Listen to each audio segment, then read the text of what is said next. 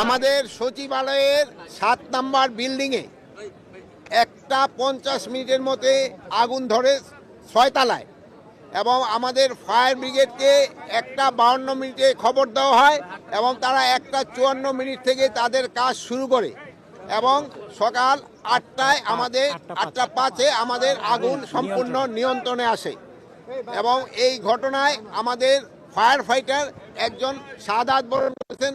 আল্লাহ তাকে বেহেশত নসিব করুক। ইন্না লিল্লাহি ওয়া ইন্না রাজিউন। উনি হলো রোড অ্যাক্সিডেন্টে মারা গেছে। উনি একটা পাইপ নিয়ে সচিবালয় থেকে রাস্তা পার হয়ে দিকে আসতেছিল। এই সময় একটা ট্রাক তাকে ধাক্কা দিয়ে তারা আহত করেন এবং পরে তারা হসপিটালে নেওয়ার পরে উনি শাহাদাত বরণ করেন, ইন্তেকাল করেন। আর এর সাথেও আরও 2-3 জন সামান্য আহত হয়েছে, তারা সবাই সুস্থ আছে।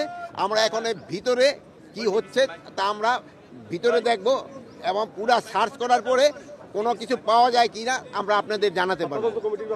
আর এটার ব্যাপারে আমরা একটা তদন্ত কমিটি গঠন করে দিচ্ছি। ক্যাবিনেট সেক্রেটারি অলরেডি ইনস্ট্রাকশন দেওয়া হয়েছে, হোম সেক্রেটারি অলরেডি ইনস্ট্রাকশন দেওয়া হয়েছে একটা তদন্ত কমিটি, হাই পাওয়ার একটা তদন্ত কমিটি করে দেওয়ার জন্য।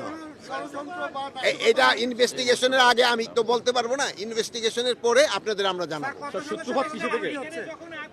এখন তদন্ত কমিটি কত সদস্য, এটা 5 জন হতে পারে, 7 জন হতে পারে, 9 জন হতে পারে, 11 জন হতে পারে। এই মুহূর্তে তো আমরা পরে আপনারা জানাই দিতে পারবো।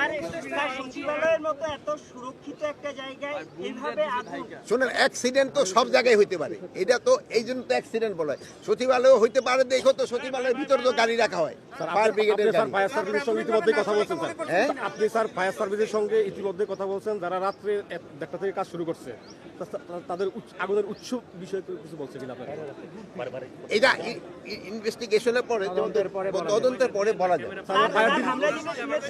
স্যার, আমরা যেটা দেখেছি বা শুনেছি একসঙ্গে আগুনটা 3 থেকে 4 জায়গায় না, 3 থেকে 4 জায়গা না, আগুনটা 6 তলায় লাগছে, এগারোটা 7, 8 উপরের দিকে গেছে, কিন্তু নিচে আর আসতে পারে না।